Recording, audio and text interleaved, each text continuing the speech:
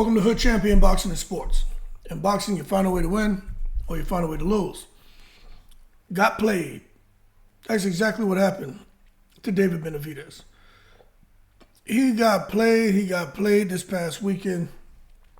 Let me show y'all something here, man. Now, David Benavidez was out supporting Diego Pacheco.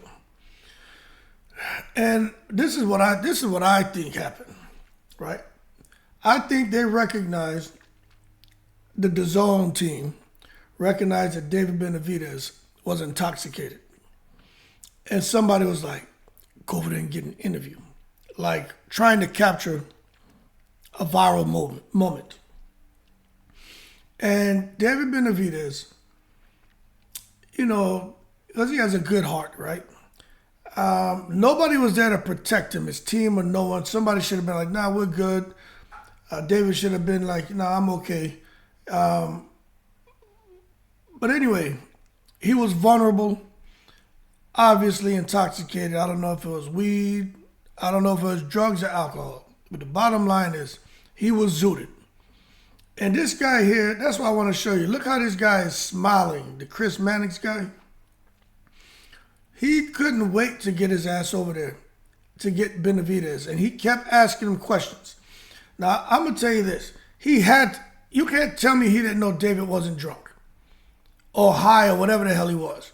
And he kept asking him questions and he kept that microphone in his face and he just kept playing him. And David Benavidez didn't even have the sense enough to be like, let's stop.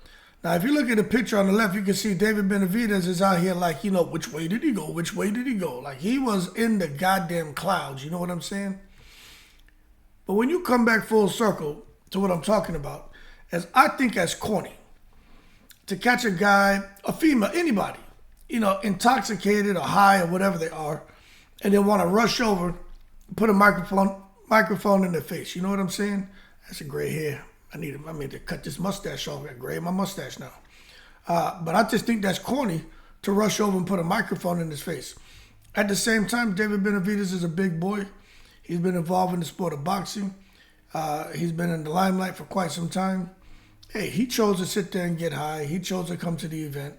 And ultimately, he sat there and chose to be he put himself in a vulnerable state, and he did the interview. So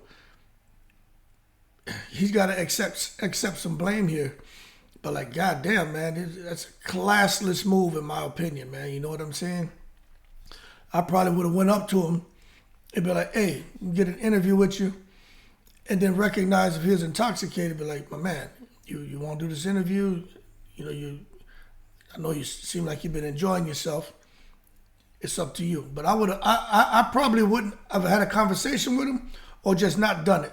But once I realized, like, damn, he's slurring over his words, he can't talk. I wouldn't have done it. It's not like David Benavidez sought the Dazn guys out. They sought him out. That lets me know that you can't make me believe they didn't know he wasn't zooted McLoopted. You know what I'm saying? It's like with Triller, with Oscar De La Hoya. They didn't seek out Oscar De La Hoya. Oscar De La Hoya just came over that motherfucker La Vida Loca. De La Hoya was high as a kite, drunk as a skunk, and he was just going buck wild on the broadcast. But you know what? Hey, these guys want to sip on a little firewater. Cool, I've done it before. But smoking weed, I've never done weed. I've never done any drug. But that smoking weed and doing coke and all that shit, I don't know about that. I don't even drink no more. It's been 15 years since I've consumed alcohol. But I don't even think alcohol is something anybody should do. But that's on them. But that being said, I never really cared to hear this guy talk.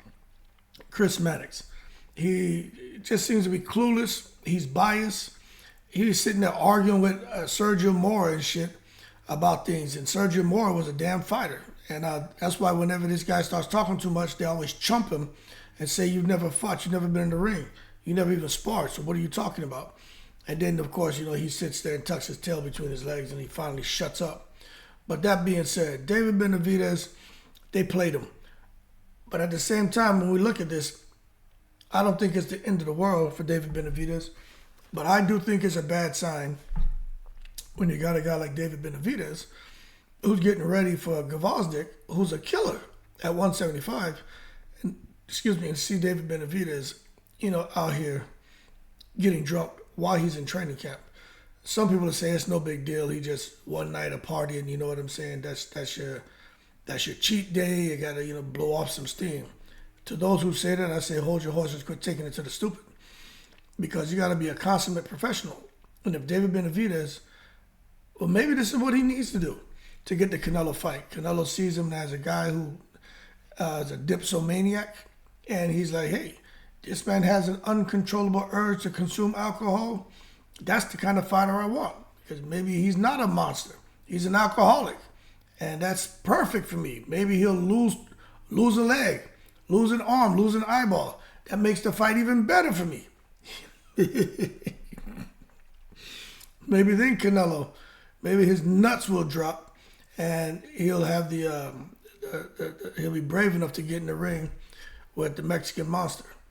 But I just think Benavidez, man, if he goes and he ends up losing this fight, all this stuff that we're seeing here, it's going to come back on him, man, big time, man. You know what I'm saying? So I just think he and his team and everyone, someone should have protected him a little bit more, in my opinion. But, hey, it is what it is at this point.